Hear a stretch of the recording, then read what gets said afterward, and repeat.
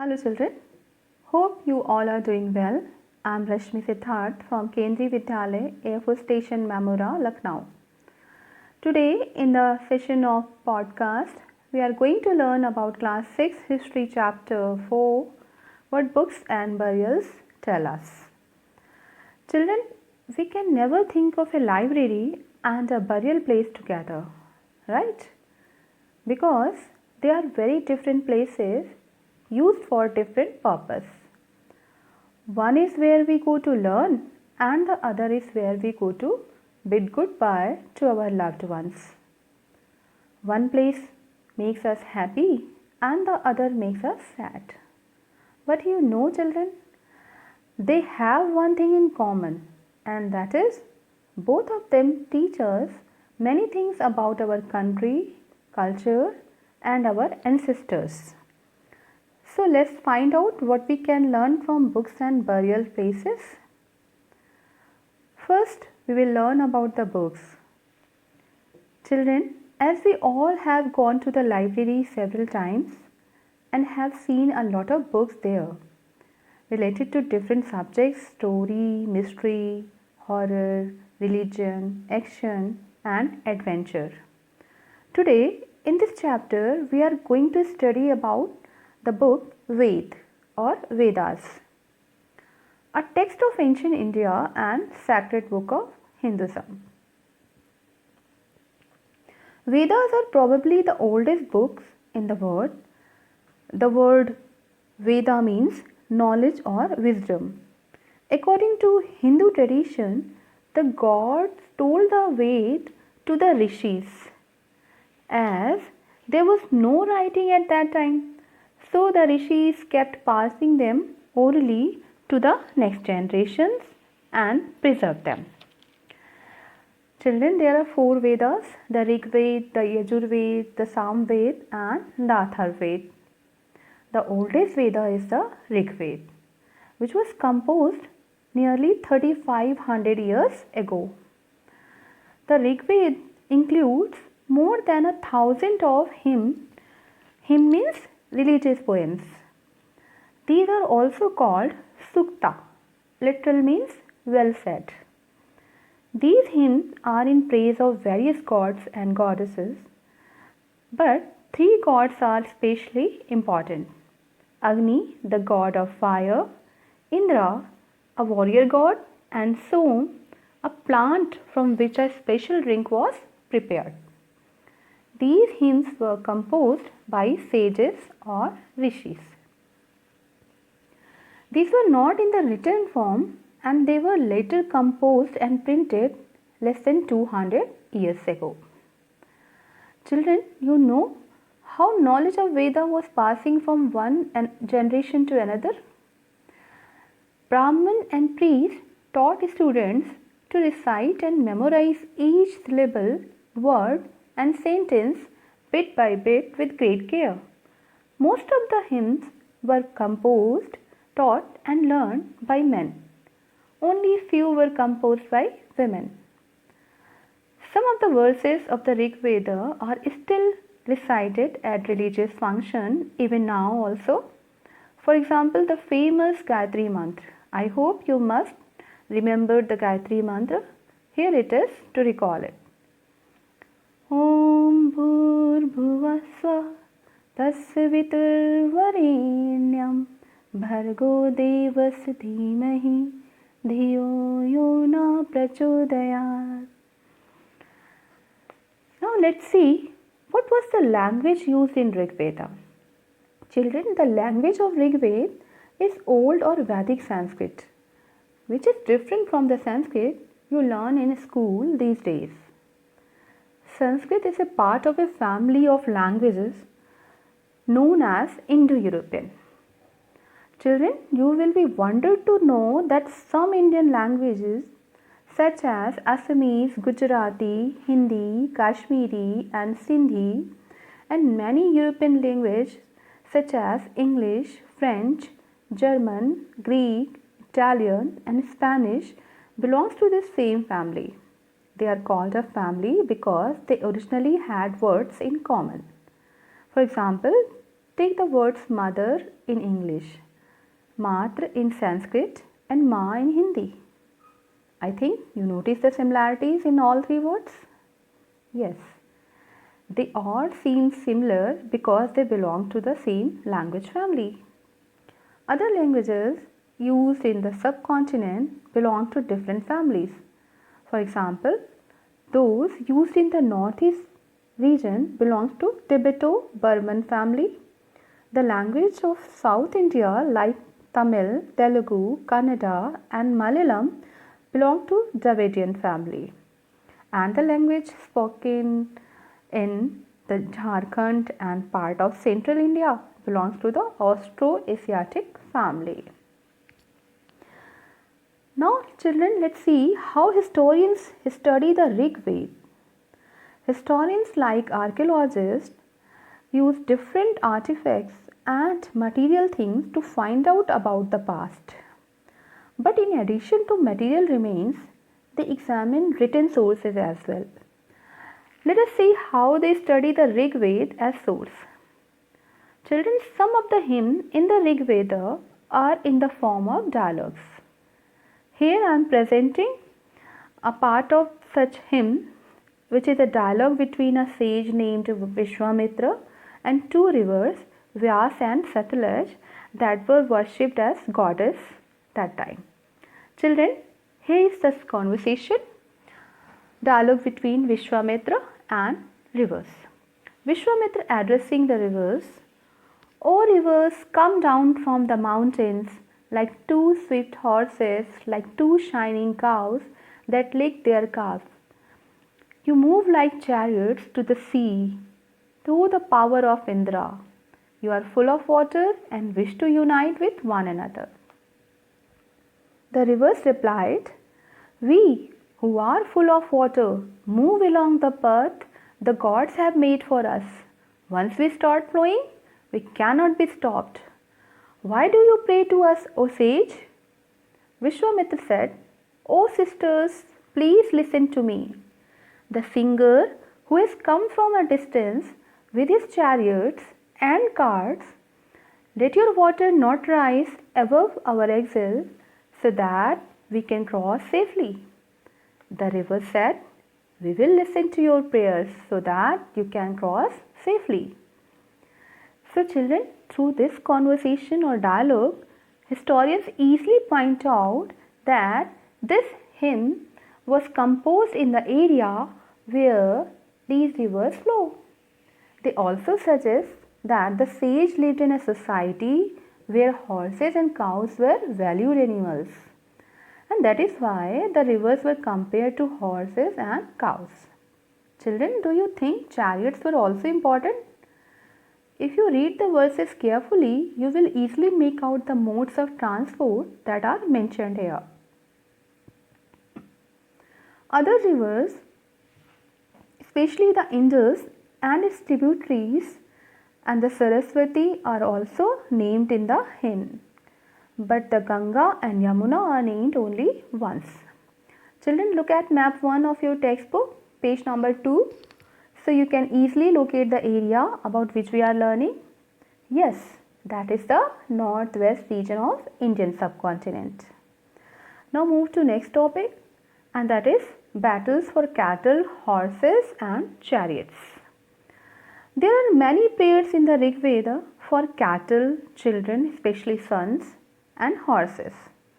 Horses were yoked to chariots that were used in battles, and battles were fought to capture cattle. Battles were also fought for land which was important for pasture and for growing hardy crops that ripen quickly, such as barley. Children, some battles were fought for water and to capture people also. Some of the wealth that was obtained through these battles was kept by the leaders or rajas. Some was given to the priest and the rest was distributed among the people. Some wealth was used for the performance of yajnas or sacrifices, in which offerings were made into the fire, and these were meant for gods and goddess. Offerings could include ghee, grain, and in some cases, animals also. Most men took part in these wars. There was no regular army, but there were assemblies where people met and discussed matters of war and peace. They also chose leaders who were often brave and skillful warriors. Now, children, let's see how the people are described in Rig Veda. The Rig Veda talks about the life of the people and sacrifices done by the people. These people were described or differentiated in the terms of the work they do, the language they speak, the place they belong to, their family, their community, and culture. Mainly, they were divided into two groups based on their work as.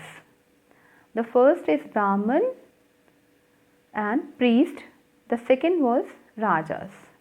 The priests, also called Brahmins, were the one who performed various rituals and sacrifices. Rajas were asked to perform the rituals, but at that time they were not like the Rajas that we know today.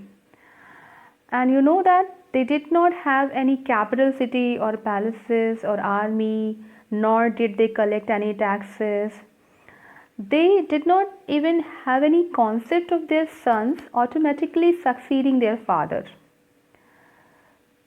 Children, two words were used to describe the people or the community as a whole. One was the word Jana, which we still use in Hindi and other languages. The other was Vish. Several Vish or Jan are mentioned by name, like Puru Jan or Vish, the Bharat Jan or Bharat Vish, the Yadu Jan or Yadu Vish, and so on. Later on, they made their regions well known as Janpadas or Mahajanpadas. Then the king started to maintain their army and collect taxes. Sometimes the people who composed the hymn described themselves as Aryas and called their opponents Dasas or Dasyus. These were people who did not perform sacrifices and probably spoke different languages. Later, the term Das and Dasi came to mean slave.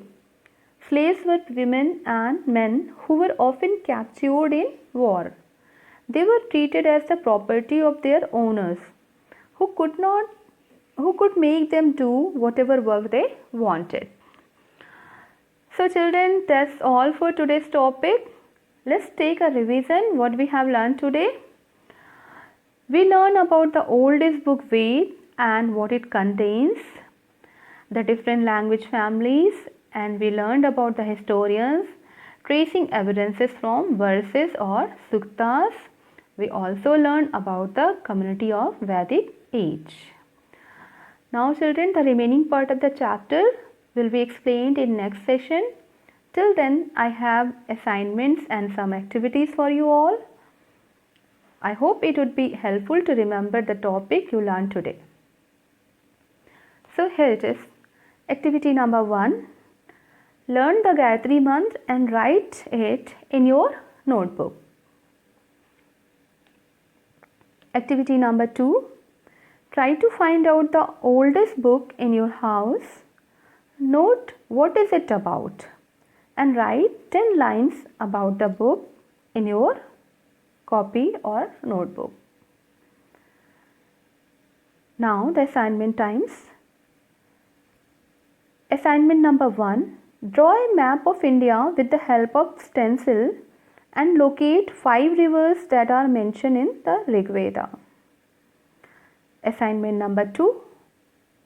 List the language you have heard about and try and identify the families to which they belong to. Again, listen, assignment number 2. List the language you have heard about and try and identify the families to which they belong to. Dear children, that's all for today. Now take good care of yourself. Thank you so much. Hello children, welcome you all again in podcast session. I am Rashmi Siddharth, PGT History from Kendriya Vidyalaya Air Force Station, Mamura, Lucknow. Today we will learn the remaining part of the chapter 4, what books and burials tell us. Children, in our previous session we had learned about books with as source of past. Now we will study about the burial places as another source. And with this we would be able to know how historians trace information about past through burials. So let's move to first topic, and that is megaliths and burial. Children, while the Rig Veda was being composed in the northwest of the Indian subcontinent, there were other developments also, like constructing buildings. Now let's talk about the type of buildings and the burials of this period. So when we talk about the burial, the most important features of it was the big stone boulders known as megaliths. These megaliths were carefully arranged by people, used on the burial sites to mark the burial areas. The practice of erecting megaliths began about 3000 years ago and was prevalent throughout the Deccan, South India, in the northeast and Kashmir.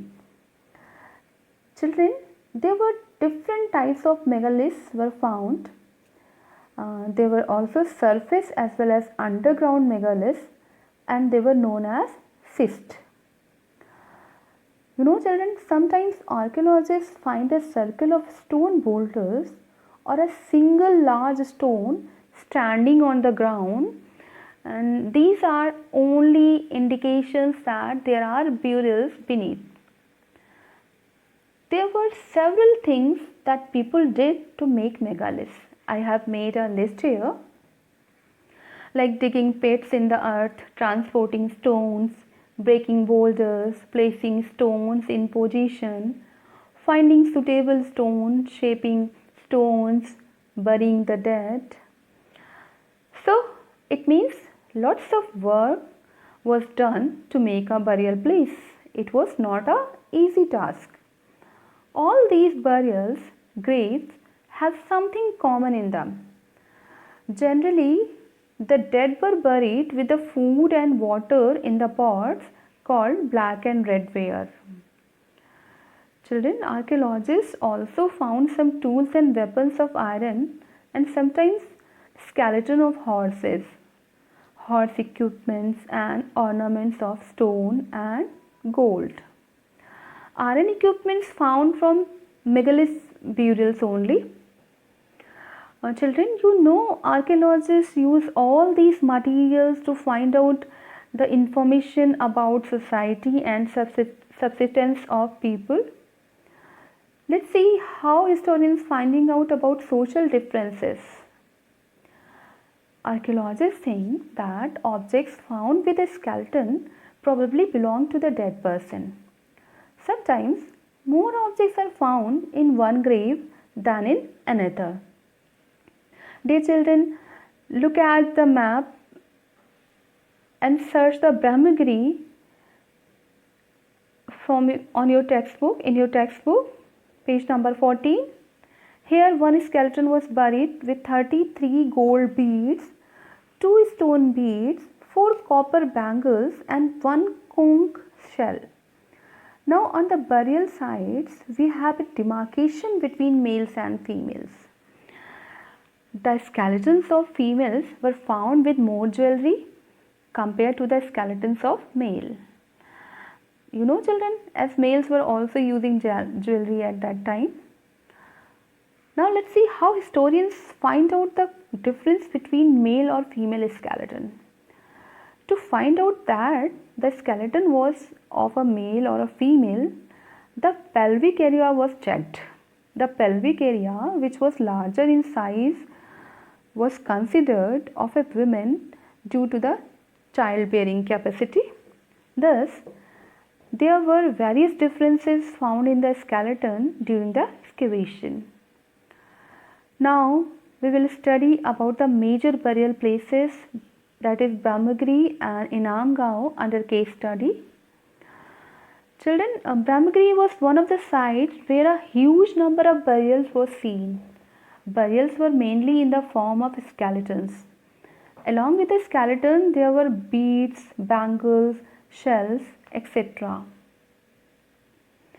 Inamgaon was also one of the case studies mentioned in the books. It is a site on the river Gond, a tributary of the Bhima. It was occupied between 3600 and 2700 years ago. Here, adults were generally buried in the ground, laid out straight, with the head towards the north direction.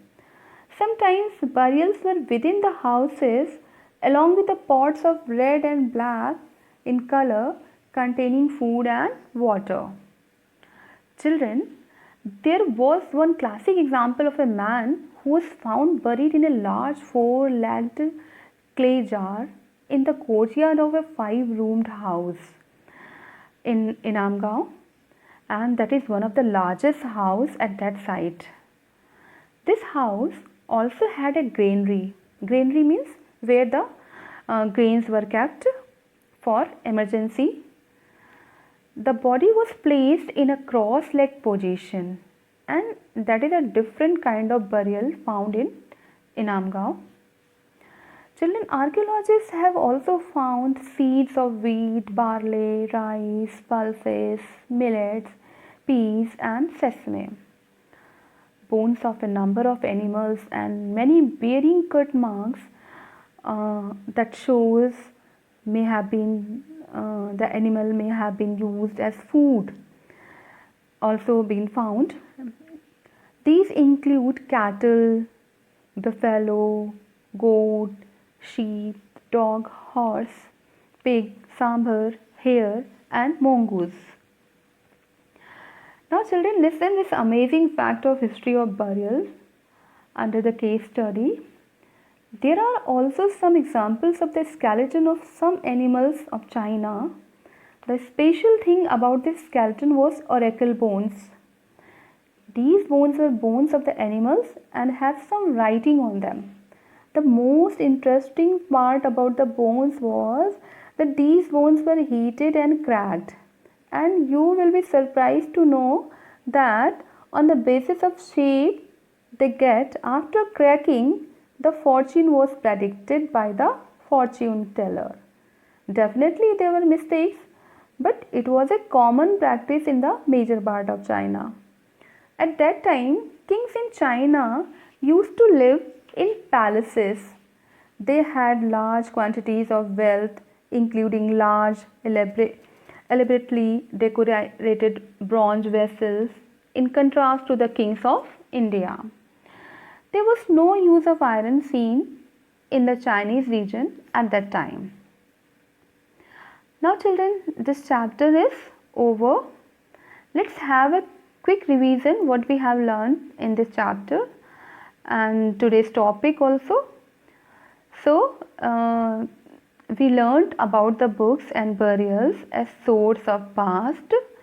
First of all, we learned about the book Ved, which tell us about society and culture of Vedic people.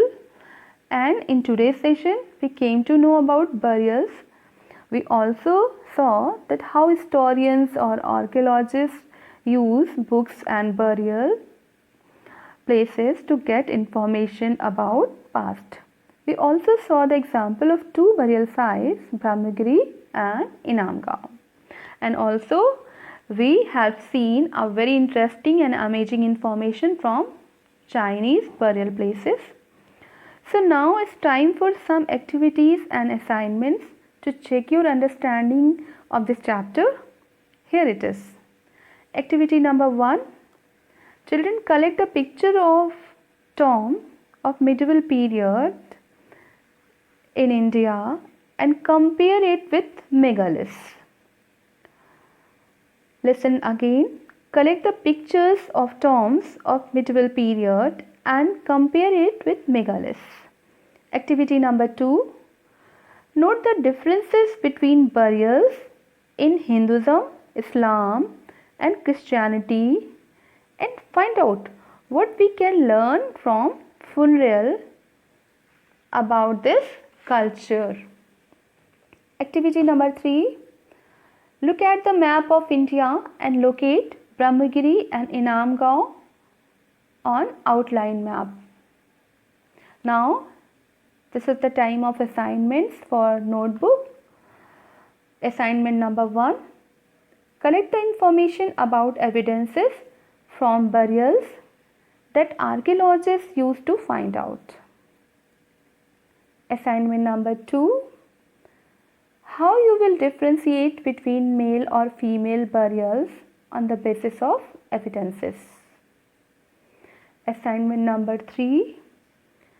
List the artifacts found in burials of Inam Gaon. Use this evidence to list the possible occupation of the people of Inam Gaon and write the name of crops found in Inam Gaon. So children, that's all for today. I hope you enjoyed the topic. Thank you so much and take good care of yourself.